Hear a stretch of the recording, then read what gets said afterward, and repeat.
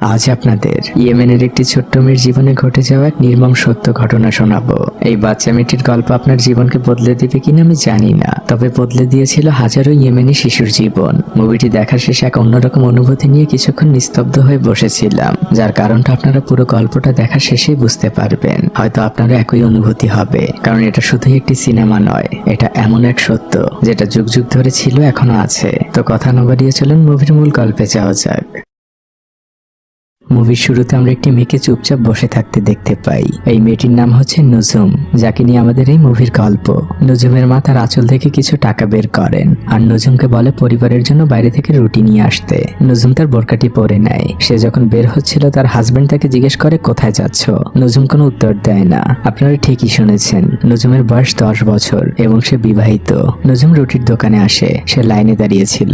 দোকানদার বারবার তার কাছে টাকা চাচ্ছিল, কিন্তু নুজুমের তখন মনে পড়ে যায় এক বিভৎস স্মৃতির কথা। নুজুম আর রুটি কেনে না। সে সেখান থেকে বেরিয়ে আসে। সে একটি ট্যাক্সির সামনে এসে হাত নাড়তে থাকে। নুজুম ওই ট্যাক্সিতে উঠতেই যাচ্ছিল, ঠিক তখনই এসে তার হাজবেন্ড তাকে ধরে ফেলে আর ওই ট্যাক্সিটিকে সে চলে যেতে বলে। এদিকে নুজুম তার হাজবেন্ডের হাত থেকে নিজেকে ছাড়িয়ে ইয়েমেনের অলিগলি দিয়ে দৌড়াতে থাকে। নুজুমের হাজবেন্ডের নাম ছিল আদিল। সেও তার ওয়াইফ নুজুমের পেছন পেছনই দৌড়াচ্ছিল।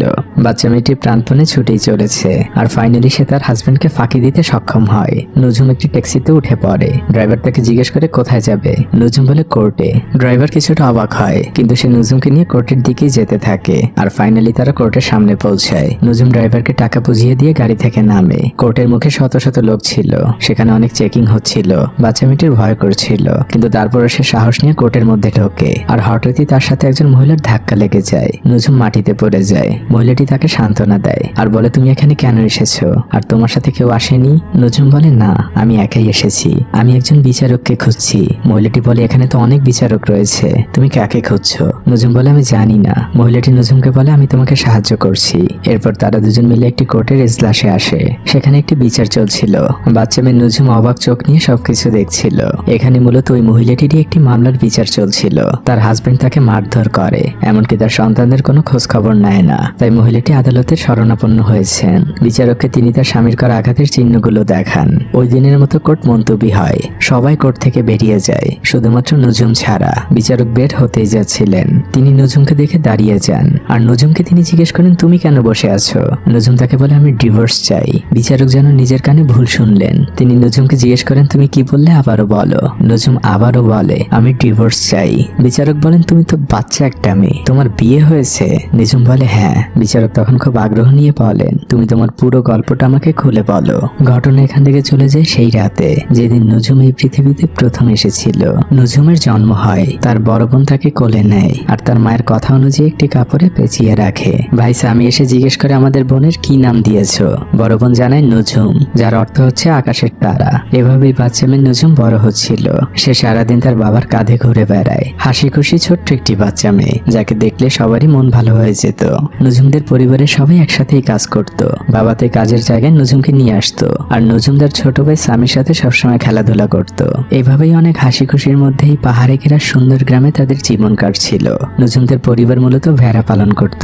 বাচ্চা মেয়ে নুজুম আর তার ভাই স্বামী ভেড়াগুলোর খুব ভালোই খেয়াল রাখতো। কিছু সময় পরে নুজুমের বাবা একটি গরু নিয়ে আসে আর সেটিকে বেঁধে রাখতে বলে। নুজুমের বাবা তার পরিবারকে জানায় আমি স্বামীকে নিয়ে একটু অন্য গ্রামে যাব, আমার আসতে কিছুটা দেরি হবে। নুজুম তার বড় বোনের সাথেই ছিল।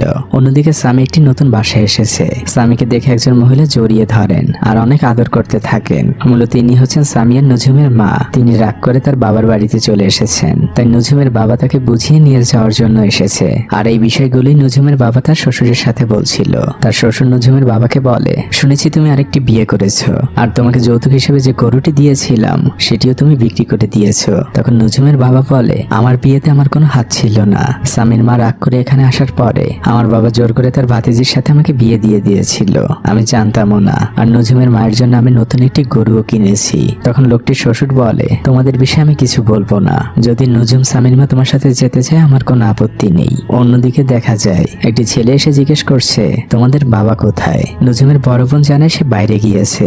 এই ছেলেটি ছিল মূলত একটি বখাটে ছেলে। সে নুজুমের বড় বোনের কাছে পানি চায় আর সেই পানি আনতে যখন নুজুমের বড় বোন ঘরের ভেতরে যায় তখন সেই ছেলেটিও ঘরের মধ্যে প্রবেশ করে আর দরজা লাগিয়ে দেয়। আর পরের ঘটনাটা আপনারা বুঝতেই পারছেন। বড় বোনের চিৎকারে বাচ্চা মেয়ে নুজুম অনেক কাঁদছিল।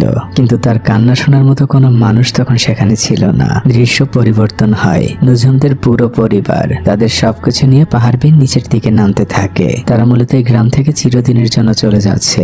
গ্রামের অন্য লোকজনও তাদের দিকে তাকিয়ে আছে। কেউ বুঝতে পারছে না যে এই পুরো পরিবারটি কেন হঠাৎ করে এই গ্রাম ছেড়ে চলে যাচ্ছে।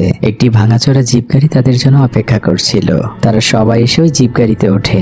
গাড়িটি পাহাড়ের আঁকাবাঁকা পথ দিয়ে নামতে থাকে। গাড়ির পেছনে বসে থাকা সবার অনেক কষ্ট হচ্ছিল, কিন্তু তারপরও সবাই ধৈর্য ধরে বসেছিল। কিছুটা সময় পর গাড়িটি মেইন রোডে উঠে যায়। নুজুম আর সামি দুই ভাই বোন খুব অবাক হয়ে চারপাশটা দেখছিল। তারা কখনো গাড়িতে ওঠেনি, এমনকি তারা এমন রাস্তায়ও কখনো হাঁটেনি। গাড়ি চলতে থাকে শহরের দিকে। ছোট্ট দুই ভাই বোন দূর থেকে পাহাড়ের উপরে থাকা তাদের গ্রাম দেখছিল। কত স্মৃতিকে তারা পেছনে ফেলে সামনের দিকে এগিয়ে চলছে। বাচ্চা মেয়ে নুজুম সবকিছুই খুব উপভোগ করছিল। একসময় তাদের গাড়ি ইয়েমেনের রাজধানী সানায় পৌঁছে যায়। চারদিকে অনেক ব্যস্ততা। এখানের কেউই কখনো শহর দেখেনি, তাই সবাই খুব অবাক চোখে চারপাশে তাকাচ্ছিল আর উঁচু উঁচু বিল্ডিং দেখছিল। একসময় তাদের গাড়িটি একটি গলির মধ্যে এসে থামে। ড্রাইভার নুজুমের বাবাকে জানায়, আপনাদের এখানেই নামতে হবে, এটাই ঠিকানা। নুজুমের বাবা বাইরে নেমে সবাইকে গাড়ি থেকে নামতে বলে। নুজুম তার হিসাবটি মাথায় বেঁধে নেয় আর তারপর একে একে সবাই গাড়ি থেকে নামে আর একটি ছোট্ট ঘরে প্রবেশ করে। এটাই এখন থেকে তাদের নতুন ঠিকানা। কিন্তু ঘরটি ছিল খুবই ছোট। নুজুমের মা তার স্বামীকে বলে, এইটুকু ঘরে আমরা সবাই মিলে একসাথে কিভাবে থাকবো? তখন নুজুমের বাবা উত্তর দেয়, গ্রাম থেকে যে টাকা নিয়ে এসেছি তাতে এর থেকে ভালো কোনো ঘরে আমরা থাকতে পারবো না। অন্যদিকে আমরা নুজুমকে দেখতে পাই। সে তাদের নতুন বাসা থেকে একা একা বের হয়েছে। বাচ্চা মেয়েটি খুবই অবাক চোখে এই রঙিন শহরকে দেখছিল। তার কাছে সবকিছুই ভালো লাগছে। সে হাঁটতে হাঁটতে একটি খেলার মাঠের পাশে এসে দাঁড়িয়েছে। দেয়ালের ওপাশ থেকে সে অন্য বাচ্চাদের খেলা দেখছিল। সেখানে তার বয়সী কয়েকটি মেয়েই খেলছিল। সেই মেয়েগুলো নুজুমকে ডাক দেয় আর তাদের সাথে খেলতে বলে। খুব অল্প সময়ের মধ্যে নুজুমের সাথে তাদের খুব ভালো বন্ধুত্ব হয়ে যায়। ওই রাতে নুজুমরা যে মহল্লায় থাকে সেখানে একটি বিয়ের অনুষ্ঠান হচ্ছিল। নুজুম তার বড় বোনের সাথে সেই বিয়ের অনুষ্ঠান দেখতে এসেছে। সকল পুরুষেরা একসাথে মিলে খালি গলায় গান করছিল। নুজুম আর তার বোন যায় নতুন বউকে দেখতে। নতুন বউ খুব সুন্দর একটি সাদা রঙের পোশাক পরেছিল। নুজুমের পোশাকটি দেখে খুবই পছন্দ হয়। সে তার বড় বোনকে বলে, আপু আমি আমার বিয়েতেও এমনই একটি পোশাক পরবো। নুজুমের বড় বোন নুজুমকে ঝাড়িয়ে দিয়ে বলে, চল এখন বাসায় যাই, অনেক দেরি হয়ে গিয়েছে। আর এর পরের দৃশ্যটা চলে যায় নুজুমের বিয়ের দিন। নুজুমের বাবা আর তার স্বামী আদিল সেই সাথে দুজন সাক্ষী মিলে স্থানীয় কাজের বাসায় এসেছে। কাজের এক পাশে আদিল বসেছে, অন্য পাশে নুজুমের বাবা। ইসলামিক সকল রীতিনীতি মেনেই নুজুমের বাবা আদিলের সাথে তার মেয়ের বিয়ে দেন। বিয়ে পড়ানো শেষে সবার মাঝে খেজুর বিতরণ করা হয়। এদিকে বিয়ে উপলক্ষে নুজুমদের সেই ছোট্ট ঘরটি সকল মহিলারা মিলে গোছগাছ করছিল। কিছুক্ষণের মধ্যেই ছেলের বাড়ি থেকে আত্মীয় স্বজন চলে আসে। অন্যদিকে নুজুমকে সাজানো হচ্ছিল, কিন্তু এই বাচ্চা মেয়েটি এখনো বুঝতে পারছে না বিয়ের সত্যিকারের মানে কি। তার মা যখন তাকে বিয়ের পোশাক পরাচ্ছিল, নুজুম বলে, এই পোশাকটি আমার একদমই পছন্দ হয়নি। আমি ওই রকম একটি সাদা পোশাক পরতে চাই যে পোশাক আমি একটি বিয়েতে দেখেছিলাম। নুজুমের মা বলে, তোমাকে তোমার স্বামী যেটাই দিয়েছে তোমাকে সেটাই পরতে হবে। বাচ্চা মেয়ে নুজুমের জন্য বানানো হাতের আংটিটাও তার থেকে অনেক বেশি বড়। নুজুমকে সাজিয়ে গুছিয়ে সবার সামনে নিয়ে আসা হয়েছে। এখানে শুধু মহিলারাই বসেছেন। নুজুমকে সবাই হাততালি দিয়ে বরণ করে নেয়। বাচ্চা মেয়ে নুজুম খুবই লজ্জা পাচ্ছিল। সে যে এক কর্নারে চুপচাপ বসে। সবাই নুজুমকে খুব ভালোভাবে দেখছিল। এরপর অন্য দুটো মেয়ে সবার সামনে নৃত্য পরিবেশন করে। ওখানে উপস্থিত থাকা মহিলারা নিজেদের মধ্যে গল্প করছিল। এরই মধ্যে নুজুমের এক বান্ধবী নুজুমকে খুঁজতে নুজুমের বাড়িতে আসে। সে দূর থেকে নুজুমকে ইশারায় ডাক দেয়। নুজুম সাথে সাথেই সেখান থেকে উঠে যায়। নুজুমের বান্ধবী নুজুমকে জিজ্ঞেস করে, তোর এই অবস্থা কেন, আর তুই কেন আজ খেলতে আসিসনি? নুজুম বলে, আর বলিস না, মা জোর করে আমাকে এভাবে সাজিয়ে দিয়েছে। নুজুম তাড়াতাড়ি তার বিয়ের পোশাকগুলো খুলে নেয়, কারণ তাকে এখন খেলতে যেতে হবে। তারপর দুই বান্ধবী মিলে খেলার মাঠে চলে আসার প্রতিদিনের মতো করেই খেলতে থাকে। নুজুমের বান্ধবীরা বলে, তোর হাতের আংটিটা তো বড় হয়ে গিয়েছে। নুজুম বলে, হ্যাঁ। তখন নুজুমের বান্ধবী বলে, আমার এক পরিচিত দোকান আছে, সেখান থেকে ছোট করে নিস। বান্ধবীর সাথে সেই দোকানে যাবার পথে বাচ্চা মেয়ে নুজুমের চোখ আটকেছে একটি পুতুলের দোকানের দিকে। সেখানে থাকা একটি পুতুল তার ভীষণ পছন্দ হয়। এরপর নুজুম তার বান্ধবীর সাথে সেই স্বর্ণের দোকানে যায়, আর সে ওই আংটিটাকে ছোট না করে ওই আংটিটি বিক্রি করে দেয়। আর প্রাপ্ত টাকাগুলো দিয়ে সে তার পছন্দের সেই পুতুলটি কিনে নিয়ে আসে। সে তার সকল বন্ধুদের সেই পুতুলটি দেখাচ্ছিল। পুতুলটি কথাও বলতে পারে, গানও গাইতে পারে। সবাই খুব অবাক চোখে পুতুলটি দেখছিল। এরই মধ্যে নুজুমের ছোট ভাই সামি সেখানে আসে। সে দূর থেকে নুজুমকে ডাকতে থাকে যে বাবা মা তোকে চারদিকে খুঁজছে। ছোট বোন নুজুম তার নতুন কেনা পুতুলটি নিয়ে ভাইয়ের দিকে এগিয়ে আসে। সামিও খুবই খুশি হয় পুতুলটি দেখে। দুই ভাই বোন খুশি মনেই বাড়ি ফিরছিল। পথের মধ্যে তাদের বাবার সাথে দেখা হয়ে যায়। বাবা নুজুমকে ঝাড়ি দেয়, বলে, এতক্ষণ কোথায় ছিলে? আজ তোমার বিয়ের দিন, আর হাতে এসব কি? এটা বলে নুজুমের হাতে থাকা পুতুলটি বাবা ফেলে দেন। নুজুম নজুম পুতুলের জন্য কাঁদতে থাকে আর বাবা তার মেয়েকে মুখ চেপে ধরে বাড়ির মধ্যে নিয়ে আসে। বাড়িতে ঢুকে নজুমের বাবা নজুমের মাকে বলেন, তুমি নজুমকে এক্ষুনি রেডি করে দাও, বাইরে ওর স্বামী গাড়ি নিয়ে অপেক্ষা করছে। বাচ্চা মেয়ে নজুম তখনও তার পুতুলটির জন্য কাঁদছিল।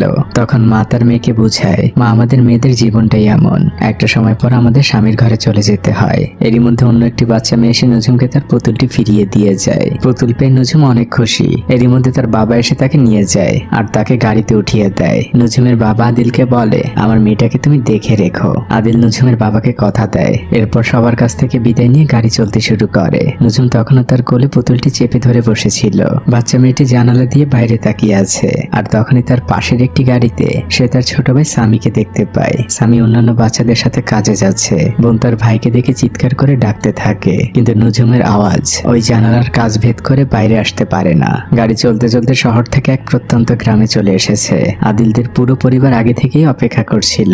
নজুমদের গাড়ি এসে থামে। গ্রামের সর্দার বন্ধুকে গুলি ফুটিয়ে নজুমদের স্বাগতম জানায়। নজুম অনেক ভয় পায়। কিছু সময় পরে কয়েকজন মহিলা এসে নজুমকে গাড়ি থেকে নামায়। বাচ্চা মেয়ে নজুম তখনও তার পুতুলটি কোলে চেপেই ধরে রেখেছিল। চারদিকে এক উৎসব মুখর পরিবেশ। সবাই মিলে ধীরে ধীরে আদিলদের বাসার দিকে যাচ্ছে। পুরো গ্রামের লোকজন সবাই একত্রিত হয়েছে। বাড়ির মহিলারা খুব অদ্ভুত ভাবে নজুমকে বরণ করে নেয়। এরপর একজন মহিলা নজুমকে একটি কক্ষে নিয়ে আসে আর বলে, এখন থেকে এটাই তোমার ঘর, আর আমি হলাম তোমার শাশুড়ি। নজুমের শাশুড়ি সেখান থেকে চলে যায়। বাচ্চা মেয়েটির ভয় লাগছিল। সে তার পুতুলটিকে তার পাশেই ঘুম পাড়িয়ে দেয়। ওই দিন রাতের বেলা নজুম তার শাশুড়ির সাথে খেতে বসেছিল। তার শাশুড়ি তাকে অনেক কিছুই বোঝাচ্ছে। অন্যদিকে গ্রামের পুরুষেরা গান বাজনায় ব্যস্ত। আদিল সেখান থেকে বিদায় নিয়ে বাড়ি চলে আসে। আদিল বাসায় আসা মাত্রই তার নতুন বউ সম্পর্কে তার মায়ের কাছ থেকে অনেকগুলো অভিযোগ শুনতে পায়। নজুম সারাদিন ঘরে চুপচাপ বসেছিল। সে কোনো প্রশ্নের কোনো উত্তর দেয় না, কারোর সাথে কোনো কথাও বলে না। আদিল তার মাকে বলে, মা ঠিক হয়ে যাবে, নতুন এসেছে তাই হয়তো এমন করছে, কাল থেকে ও তোমার সকল কাজে সাহায্য করবে, আর এই কারণেই তো ওকে বিয়ে করে এনেছি, যাতে তুমি তোমার নিজের মতো করে ওকে গড়তে পারো। নজুম কিছুটা দূরেই বসেছিল। তার স্বামী তাকে রুমের মধ্যে ডাকতে থাকে। নজুমের ভয় করছিল, কিন্তু তার স্বামী এসে তাকে ধরে নিয়ে যায় রুমের মধ্যে। বাচ্চা মেয়েটি অনেক আর্তনাদ করছিল। পরদিন সকালবেলা নজুমের ঘুম ভাঙে তার শাশুড়ির ঝাড়িতে। এই বাড়িতে এত বেলা করে ঘুমানো যাবে না, যাও এক্ষুনি পাহাড়ের নিচ থেকে পানি নিয়ে আসো। বাচ্চা মেয়েটি কলসি নিয়ে বেরিয়ে পড়ে পানি আনতে। পাহাড়ের খাতটা ছিল অনেক নিচু। পানি নেওয়ার থেকে পানি নিয়ে উপরে ওঠাটা ছিল আরো বেশি কষ্টের। কিন্তু তার কাজ শুধু পানি নিয়ে আসার মধ্যে সীমাবদ্ধ নয়, তাকে ভুট্টা খেতে কাজ করতে হয়, ঘাস সংগ্রহ করতে হয়, সেগুলো নিয়ে সে বাসায় আসে। তারপর যেতে হয় গম খেতে, সেখান থেকে সে গম সংগ্রহ করে। বাড়ির সকল রান্নার কাজও এই 10 বছরের ছোট্ট মানুষটিই করে। সময়ের সাথে সাথে নজুম তার জীবন নিয়ে অনেক বিরক্ত হয়ে উঠছিল। সে একদিন একটি উঁচু পাহাড়ের কিনারে এসে চুপচাপ বসেছিল। তখন পেছন থেকে তার হাজবেন্ড আসে আর তাকে জিজ্ঞেস করে, তুমি এখানে কি করছো? নজুম বলে, তুমি আমার কাছে আসবে না, তুমি আমার কাছে আসলে আমি এখান থেকে লাফ দিব। আদিল বলে, কি হয়েছে? নজুম বলে, কি হচ্ছে তা সবকিছুই আপনি জানেন, আমি এই সকল কিছু থেকে মুক্তি চাই। আদিল নজুমকে বলে, এখানে বসে থাকলে শিয়াল বা হায়না এসে নিয়ে যাবে। কিন্তু নজুম তাও চুপচাপ সেখানেই বসেছিল। কিন্তু সে দূর থেকে কিছু হায়নার ডাক শুনতে পায়, আর এই সুযোগে আদিল এসে তাকে ধরে নিয়ে সেখান থেকে চলে যায়। ওই রাতে আদিল নজুমকে অনেক মারে আর বলতে থাকে, তোর বাবার কাছ থেকে আমি তোকে কিনে নিয়ে এসেছি, তোর বাবাকে কতগুলো টাকা দিয়েছি তোর কোনো আইডিয়া আছে? একটি বিভৎস রাত পার করে নজুম। পরদিন সকালবেলা আদিল কাজে চলে যায়। নজুমের এখন থেকে ঘর থেকে বের হওয়া নিষেধ। সে অনেক চেষ্টা করেও বের হতে ব্যর্থ হলে সে নিজেকে বাথরুমে বন্দি করে রাখে আর ভেতর থেকে দরজা লাগিয়ে দেয়। দেওয়ালের সাথে সে তার নিজের মাথা টাকাচ্ছিল। বিকেলে যখন আদিল ফিরে আসে, সে তার মায়ের কাছ থেকে জানতে পারে নজুম সারাদিন নিজেকে বাথরুমে বন্দি করে রেখেছে আর ভেতর থেকেও নজুমের কোনো সারা শব্দ আসছে না। তাই বাধ্য হয়ে আদিল বাথরুমের দরজা ভেঙে ফেলে। বাচ্চা মেয়েটা অজ্ঞান হয়ে মেঝেতেই পড়েছিল। আদিল তাকে বাইরে নিয়ে আসে। তখন আদিলের মা আদিলকে বলে, এমন বেয়াদব মেয়ে আমি কখনো দেখিনি, ওকে নিয়ে কয়েকদিন ওর বাড়ি থেকে ঘুরে আসো। পরের দৃশ্যেই দেখা যায় নজুম তাদের বাড়িতে চলে এসেছে। সে তার মাকে জড়িয়ে ধরে অনেক কাঁদছিল। তার মা তাকে সান্ত্বনা দিচ্ছিল। এরই মধ্যে ঘরের মধ্যে আদিলও প্রবেশ করে। নজুমের বাবা তাকে স্বাগতম জানায়। তখন নজুম তার মায়ের সাথে অন্য রুমে চলে যায়। নজুম অনেক কাঁদছিল আর সে তার মাকে বলছিল, মা আমি আর কখনোই বাড়িতে যেতে চাই না, ওই লোকটা অনেক খারাপ। নজুম তার মায়ের কানে কানে এটা বলে প্রতি রাতে তার স্বামী তার সাথে কিভাবে শারীরিক নির্যাতন করে। তখন নজুমের মা নজুমকে বলে, মা সে তোমার স্বামী, তোমার উপর তার অধিকার রয়েছে। নজুম তার মায়ের কথায় খুবই হতাশ হয়। সে তার মাকে বলে, মা তুমিও বদলে গেলে বাবার মতো, আমার কষ্টটা তুমি একবারও বুঝলে না। অন্যদিকে আদিলও তার শ্বশুরের কাছে নজুমের নামে অনেক বিচার দিচ্ছিল। নজুমের সামনে যখন তার বাবা আসে, নজুম তার পায়ে পড়ে যায় আর তার বাবাকে বলতে থাকে, বাবা আমি তোমার সকল কথা শুনবো, কিন্তু আমি ওই বাড়িতে আর যেতে চাই না। নজুমের বাবা খুব কড়া ভাষায় নিজের মেয়েকে বলেন, তুমি এখানে তোমার স্বামীর সাথে ঘুরতে এসেছো ঠিক আছে, কিন্তু এই কথা তুমি স্বপ্নেও ভাববে না। ঘটনা বর্তমানে চলে আসে। একজন নিরাপত্তা কর্মী এসে বিচারককে জানায়, স্যার কোর্ট বন্ধ হয়ে গিয়েছে, এখন শুধু আপনি আর আমি বাকি আছি। বিচারক নজুমকে বলে, আমাকে এখন যেতে হবে, আর আগামীকাল তো কোর্ট বন্ধ, তাই তুমি 2 দিন পর আমার সাথে দেখা করবে।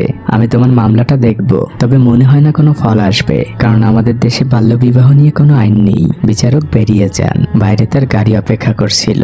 বিচারক গাড়ির জানালা দিয়ে দেখতে পান বাচ্চা মেয়ে নজুম চুপচাপ বসে আছে। তিনি নজুমকে জিজ্ঞেস করেন, তুমি বাড়ি যাবে না? নজুম মাথা নেড়ে না বলে। বিচারক তখন নজুমকে গাড়িতে উঠতে বলে। নজুম গাড়িতে উঠে যায়। গাড়িটি বেরিয়ে যায়। এদিকে বিচারকের মেয়ে তার স্কুলের সামনে বাবার জন্য অপেক্ষা করছিল।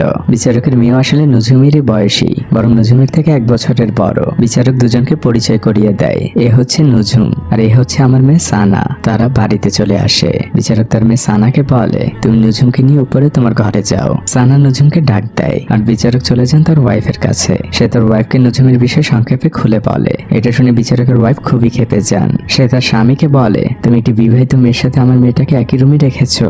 এটা বলে সে রওনা দেয় মেয়ের রুমের দিকে। কিন্তু রুমে যেয়ে যখন সে নজুমের মায়া ভরা মুখটা দেখে, তখন তার সকল রাগ একদম পানি হয়ে যায়। সে জিজ্ঞেস করে, তোমার নাম কি? নজুম উত্তর দেয়, আমার নাম নজুম। সে তার মেয়ে সানাকে বলে, তোমার কিছু কাপড় নজুমকে পরতে দাও। নজুম আর সানা ওই রাতে একসাথেই ঘুমিয়েছিল, কিন্তু নজুম ঘুমের মধ্যে অনেক দুঃস্বপ্ন দেখছিল। তার অতীতের কথা মনে পড়ছিল। সে ভয়ে অনেক ঘামছিল। পরদিন সকালবেলা আমরা একটি পুলিশের গাড়ি দেখতে পাই। সেই গাড়িটি এসে নজুমদের মহল্লায় থামে। গাড়ির মধ্যে থেকে নজুমের সাথে 2জন পুলিশ সদস্য নেমেছেন। নজুম তাদের পথ দেখিয়ে দিচ্ছিল। নজুম যখন তার বাসার মধ্যে ঢোকে, তার মা তাকে দেখে অনেক চিৎকার করতে থাকে যে, তুই এই 2 দিন কোথায় ছিলি? তোকে আমরা সবাই চারদিকে খুঁজেছি। আর নজুমের বাবা আসা মাত্রই নজুমকে মারতে শুরু করে। আর সে নজুমকে আদিলের হাতে তুলে দিয়ে বলে, তোমার যা ইচ্ছে তুমি ওর সাথে তাই করো, তুমি এক্ষুনি তোমার বউকে নিয়ে এখান থেকে চলে যাও। আর তখনই নজুম বাইরে দৌড়ে এসে তার বাবা আর স্বামীকে পুলিশের হাতে ধরিয়ে দেয়। পুলিশ তাদের দুজনকে গ্রেপ্তার করে। পুরো মহল্লাবাসী এই ঘটনা দেখছিল। তাদেরকে পুলিশের গাড়িতে ওঠানো হয় আর তাদেরকে জেলখানায় নিয়ে আসা হয়। সবাই গাড়ি থেকে নামে। সেখানে অন্য একজন পুলিশের অফিসার অপেক্ষা করছিল। নজুমের বাবা আর স্বামী এখনো বুঝতে পারছে না যে কি হচ্ছে। সেই পুলিশ অফিসার নির্দেশ দেয় তাদেরকে জেলে নিয়ে যাওয়ার জন্য। এদিকে নজুমের এই ঘটনা পুরো ইয়েমেনে ছড়িয়ে পড়েছে। অনেক মিডিয়া এসেছে নজুমের এই নিউজ কভার করতে। আজ নজুমের এই মামলা কোর্টে তোলা হচ্ছে। নজুমের বাবার স্বামীকেও কোর্টে হাজির করা হয়েছে। বিচারক সবাইকে চুপ করতে বলেন। নজুমের পক্ষের উকিল উঠে দাঁড়ান। তিনি এবার বিচারককে বলতে শুরু করেন, এই বাচ্চা মেয়েটিকে তার পরিবার জোর করে বিয়ে দিয়েছে। তার স্বামী তার উপর অমানবিক নির্যাতন করে, তার ইচ্ছের বিরুদ্ধে তার সাথে রাত কাটায়, এছাড়াও নানাভাবে তাকে মানসিক অত্যাচার করে। আমরা চাই নজুমের সাথে তার স্বামীর ডিভোর্স হোক, যাতে কোনো বাবা মা এবং কোনো স্বামী এমন বাচ্চা মেয়েকে বিয়ে না দেয় বা বিয়ে না করে। বিচারক এবার নজুমের স্বামীকে জিজ্ঞেস করে, আপনার পক্ষে কি কোনো উকিল রয়েছে? আদিল বলে, আমার উকিল কেন লাগবে? আমি তো কোনো অপরাধ করিনি। বিচারক বলেন, তাহলে কি আপনার বিরুদ্ধে করা এই অভিযোগগুলো মিথ্যে? আদিল বলে, এই সকল বিষয় আমাদের স্বামী স্ত্রীর ব্যাপার। আমি ইসলামিক রীতি মেনেই নজুমকে বিয়ে করেছি। এই কথা শুনে বিচারক কিছুটা রেগে যান আর বলেন, আপনি কি আসলে ইসলামিক রীতি মেনেছেন? যাই হোক, সেই বিষয়ে আপনার কাছে পরে আসছি। এবার বিচারক নজুমের বাবাকে জিজ্ঞেস করে, আপনি এত ছোট একটি মেয়েকে কেন বিয়ে দিয়েছেন? নজুমের বাবা বলে, আমি আর 5টা বাবার মতোই আমার মেয়েকে বিয়ে দিয়েছি, এটা আমার দায়িত্ব। বিচারক বলে, ওর বয়স কত? নজুমের বাবা কিছুটা ভেবে একটু বয়স বাড়িয়ে বলে, সে বলে 13 বছর। কিন্তু নজুম মাথা নেড়ে জানায় এটা মিথ্যে। বিচারক নজুমের বাবাকে আরো কিছু প্রশ্ন করতে যাচ্ছিল, তখনই নজুমের বাবার প্রচন্ড কাশি ওঠে। সে একদম অসুস্থ হয়ে পড়েছে। তাই বিচারক নির্দেশ দেন তাকে হসপিটালে নিয়ে যাওয়ার জন্য। ওই দিনের মতো কোর্ট মুলতবি ঘোষণা করা হয়। নজুম অনেক ভয় পাচ্ছিল। উকিল তাকে সাহস যোগাচ্ছিল যে সবকিছু ঠিক হয়ে যাবে। ওই দিন রাতের বেলা নজুম সানার পাশে বসে টিভি দেখছিল।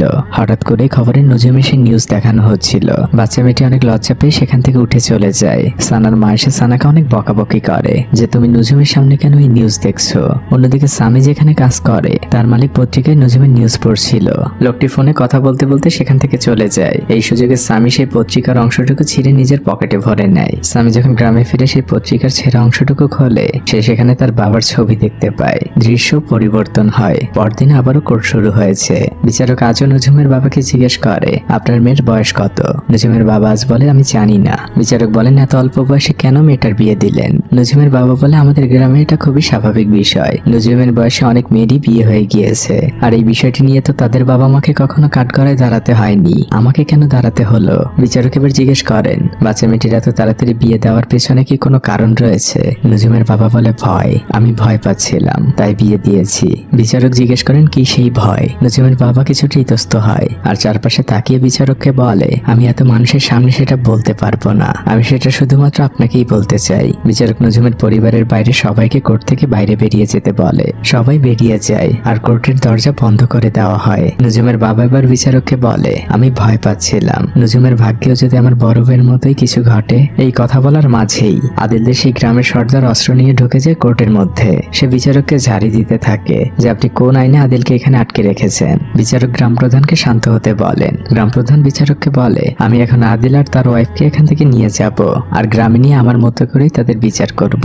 বিচারক বলেন, আপনি তো বিচারই করবেন, তাহলে একটু ধৈর্য ধরে শুনুন নজুমের বাবা কি বলতে চায়। গ্রাম প্রধান কিছুটা ইতস্তত হয়ে বসতে রাজি হয় আর তার দেহরক্ষীদের বাইরে যেতে বলে। নজুমের বাবা এবার বলতে শুরু করে, আমি আমার গ্রামে আমার পরিবার নিয়ে সম্মানের সাথে খুবই ভালোই ছিলাম, কিন্তু একদিন গ্রামের মোড়লের ছেলে আমার বড় মেয়েটার সর্বনাশ করে দেয়। আমি বুঝতে পারছিলাম না যে কি করব। আমি এই ছেলেকে মেরে ফেলতে চেয়েছিলাম, কিন্তু আমার ওয়াইফ আমাকে বুঝায়, তুমি গ্রাম প্রধানের কাছে বিচার দাও, তিনি নিশ্চয়ই কোনো সমাধান দিবেন। আমি সাথে সাথে চলে গিয়েছিলাম গ্রাম প্রধানের বাসায়। সেখানে সেই ছেলের বাবাকেও ডাকা হয়েছিল। বিচারে বলা হয়, এই অপরাধের বিনিময়ে ছেলের বাবা আমাকে দুটো গরু দিবেন, একটি আমাকে আর একটি আমার মেয়েকে। সেই সাথে ওই ছেলে আমার মেয়েকে বিয়েও করবে। আমি বিচারে সন্তুষ্ট ছিলাম, কিন্তু ওই ছেলে গ্রাম ছেড়ে পালিয়ে গিয়েছিল আর এরই মধ্যে ঘটনা পুরো গ্রামে জানাজানি হয়ে গিয়েছিল। আমার মেয়েটা কোনো অপরাধ না করেও সে বাইরে কারো কাছে মুখ দেখাতে পারতো না। আমি বাসা থেকে বের হতে পারতাম না। এটা যে একজন বাবার জন্য কতটা কষ্টের তা শুধু যার সাথে হয় সেই বাবাই জানে। বাধ্য হয়ে আমি আমার সকল জমি আর ভেড়াগুলো বিক্রি করে দিয়েছিলাম আর পুরো পরিবার নিয়ে মাথা নিচু করে শহরে চলে এসেছি। কিন্তু এই শহরে আসার পর থেকেই বুঝতে পারলাম এই শহরের জীবন আসলে এতটা সহজ না। একটু কাজের জন্য প্রত্যেকদিন লড়াই করতাম, কিন্তু ভাগ্যের কোনো পরিবর্তন হতো না, কারণ গ্রাম থেকে এসেছি, কেউ কাজে নিত না। আমাদের জমানো টাকাগুলো ধীরে ধীরে শেষ হয়ে আসছিল। সামান্য পরিমাণে খাবার সবাই মিলে ভাগ করে খেতাম। এরই মধ্যে বাড়িওয়ালা সেখানে চলে আসে আর সে নজুমের বাবাকে বলে, আপনার এখনো 2 মাসের ভাড়া বাকি। শুধুমাত্র বাচ্চাদের মুখের দিকে তাকিয়ে আপনাকে আর 2 দিন সময় দিলাম। 2 দিনের মধ্যে ভাড়া না দিতে পারলে আপনাদের পুরো পরিবারকে এখান থেকে ঘাট ধাক্কা দিয়ে বের করে দিব। এটা ফাইনাল এবং শেষ ওয়ার্নিং। লোকটি চলে গেলে নজুমের বাবা খুব লজ্জা ভরা কণ্ঠে বলে, গ্রাম থেকে যতগুলো টাকা এনেছিলাম সবই শেষ। কাল থেকে কি খাবো আমি জানি না। আর পরদিন থেকে নজুমদের পুরো পরিবারের সকল সদস্য রাস্তায় ভিক্ষা করতে নেমেছিল। বাচ্চারা গাড়িতে গাড়িতে যেয়ে টাকা চাচ্ছিল। নজুমের অনেক লজ্জা লাগছিল, তাই সে কিছুটা দূরে দাঁড়িয়েছিল। নজুমের এই ভিক্ষাবৃত্তি মোটেও পছন্দ হয়নি, তাই অল্প কিছু টাকা দিয়ে নজুম তার ছোট ভাইকে দিয়ে চকলেট বিক্রি করাচ্ছিল। নজুম একটি গাছের নিচে বসে একটি ঘরের ছবি আঁকছিল। সামি এসে নজুমকে চকলেট বিক্রির টাকা দেয় আর সামির ঘরের দিকে তাকিয়ে বলে, এই শহরে আমাদেরও একদিন একটি ঘর হবে। ওই দিন রাতের বেলা সামি আর নজুম 2 ভাই বোন তাদের চকলেট বিক্রির টাকাগুলো গুনছিল। প্রথম দিন তাদের ভালোই বিক্রি হয়েছে। অন্যদিকে পাশের রুমে নজুমের বাবা নজুমের মাকে বলছিল, নজুমের জন্য খুব ভালো একটি বিয়ের প্রস্তাব এসেছে। ছেলে পক্ষে এই শহরে আমাদের ফ্রিতে থাকার একটি জায়গা দিবে আর ব্যবসা করার জন্য কিছু টাকাও দিবে। নজুমের বাবা কাঁদতে কাঁদতে বিচারককে বলে, আমার নজুমকে বিয়ে দেওয়া ছাড়া আর কি করার ছিল বলুন। বিচারক নজুমের বাবাকে সান্ত্বনা দেয় আর বলে, আপনি খুব কঠিন একটি সময় পার করেছেন, কিন্তু মানুষের জীবনের সমস্যা অনেকভাবেই সমাধান করা যায়, তাই বলে এতটুকু মেয়েকে বিয়ে দিয়ে নয়। এবার নজুমের পক্ষের উকিল উঠে আদিলের বিপক্ষে নানা অভিযোগ করতে থাকে। তার উত্তরে আদিল বলে, এই সকল বিষয় আমার এবং আমার ওয়াইফের বিষয়, আপনি কেন আমাদের মাঝে নাক গলাচ্ছেন? এরই মধ্যে নজুমের ছোট ভাই সামি কোর্টের মধ্যে ঢোকে। সবাই সামির দিকে তাকিয়ে আছে। নজুম তাকে হাতের ইশারা করে ডাক দেয় আর তার পাশেই বসায়। এবার উকিল বিচারককে বলতে থাকে, নজুমের এই ঘটনা কোনো ব্যতিক্রম ঘটনা নয়। আমাদের দেশে হাজারো শিশুর একই ঘটনা ঘটে। প্রতি বছর অনেক শিশু এমন অল্প বয়সে বিয়ে হবার ফলে এবং মা হবার ফলে মারা যাচ্ছে। আসলে আমরা প্রত্যক্ষভাবে না হলেও পরোক্ষভাবে ওই শিশুগুলোকে মেরে ফেলছি। আজ যদি নজুম এখানে ন্যায় বিচার না পায়, তাহলে ভবিষ্যৎ প্রজন্মের অনেক শিশুকেই আমরা মৃত্যুর দিকে ঠেলে দিব। আমার আর কিছু বলার নেই। এবার আদিলের গ্রাম প্রধান উঠে দাঁড়ান আর বিচারককে বলে, আমাদের গ্রামে এবং আমাদের পূর্বপুরুষে অনেক অল্প বয়সে মেয়েদের বিয়ে হতো। আমাদের মা দাদিদেরও অনেক অল্প বয়সে বিয়ে হয়েছে, আর এটাই আমাদের রীতিনীতি। একথা শুনে আদিল খুবই সাহস পায়। সে বিচারককে বলে, আমি তো ধর্মীয় সকল রীতিনীতি মেনেই বিয়ে করেছি। বিচারক এবার আদিলকে ধমক দেয় আর তাকে বলে, কোন শিশুকে বিয়ে করা জায়েজ, এটা কোরআনে অথবা নবীর সুন্নতে কোথায় আছে সেই দলিল আমাকে দেখাও। আদিল আমতা আমতা করতে থাকে, তার কাছে আর কোনো উত্তর নেই। বিচারক এবার বলেন, নিজেকে সঠিক প্রমাণ করতে যে তুমি এবং তোমাদের মতো মানুষেরা ধর্মেরও ভুল ব্যাখ্যা দাও। বিচারক এবার গ্রাম প্রধানের দিকে তাকান আর তাকে বলতে থাকেন, সবকিছু ভুলে যে এই নজুম নামক মেয়েটাকে একবার নিজের মেয়ে হিসেবে ভাবুন। ও একটা একটা বাচ্চা শিশু, একটা রক্ত মাংসের মানুষ, যে বয়সে ওর পুতুল নিয়ে খেলার কথা, সেই বয়সে আপনারা ওকে কতটা বোঝা চাপিয়ে দিচ্ছেন। আপনি কি আসলে ঠিক কাজ করছেন? আপনি এবার নিজের বিবেক দিয়ে বিচারটা করুন। গ্রাম প্রধান এবার নজুমের কাছে যায় আর তাকে বলে, ভয় পাওয়ার কিছু নেই, তুমি এবার আমাকে বলো, তুমি কি আদিলের সাথে যেতে চাও? নজুম এক বাক্যেই বলে, না, আমি ওই লোকটার সাথে যেতে চাই না। গ্রাম প্রধান বলেন, তাহলে তো বিচার হয়েই গেল। সে আদিলকে আদেশ করে, তুমি এক্ষুনি নজুমকে ডিভোর্স দিবে, আর এটাই ফাইনাল। আদিল মাথা নিচু করে রাজি হয়ে যায়। আর তখনই বিচারক ঘোষণা করেন, এই মুহূর্তে থেকে আদিল আর নজুমের ডিভোর্স কার্যকর হলো। আর এই মামলারও এখানেই পরিসমাপ্তি। আদিল আর নজুমের বাবাকে মুক্তি দেওয়া হলো। নজুম বিচারকের সাথে খুশি মনে কোর্ট থেকে বের হয়। অন্যদিকে নজুমের বাবা মাথা নিচু করেই বাইরে দাঁড়িয়েছিল। নজুমের ছোট ভাই সামিও সেখানে ছিল। নজুমের বাবা হাতের ইশারায় তার মেয়েকে ডাক দেয়, কিন্তু নজুম তার মুখটি ঘুরিয়ে নেয়। সে তার বাবার সাথে যেতে চায় না। তখন সামি তার বোনের হাত ধরে নিয়ে আসে। নজুম তার ভাইকে জড়িয়ে ধরে। আর পরের দৃশ্যেই দেখা যায় নজুমের এই ডিভোর্সের খবর পুরো ইয়েমেন জুড়ে ছড়িয়ে পড়ে। অন্যদিকে আমরা নজুমকে দেখতে পাই একটি বাসের জানালার পাশে। তার সামনেও একটি খবরের কাগজ এসে পড়ে। প্রথম পাতায় তারই ছবি। নজুম বাস থেকে নামে। আর আমরা বুঝতে পারি নজুমকে ওই বিচারক তার মেয়ে যে স্কুলে পড়ে সেই স্কুলেই ভর্তি করে দিয়েছে। নজুমের জীবনটা নষ্ট হয়নি, আর 5টা বাচ্চার মতো করে সে তার শৈশবকে উপভোগ করতে পারছে। আর নজুমের এই খুশির মুহূর্তের মধ্যে দিয়েই এই সত্য ঘটনাটি এখানেই শেষ হয়। নজুমের এই জীবনের গল্পের মতো গল্প আমাদের ভারত বাংলাদেশে কয়েক দশক আগে লাখ লাখ খুঁজে পাওয়া যেত। কত শিশুই হয়তো এমন পরিস্থিতিতে পৃথিবী থেকে বিদায় নিয়েছে, সেই সংখ্যাটা হয়তো আমাদের অজানা। শুধু একটাই দোয়া থাকবে, ভবিষ্যতে কোনো শিশুর সাথে যেন এমন ঘটনা না ঘটে। তো এই সত্য ঘটনাটি আপনার কাছে কেমন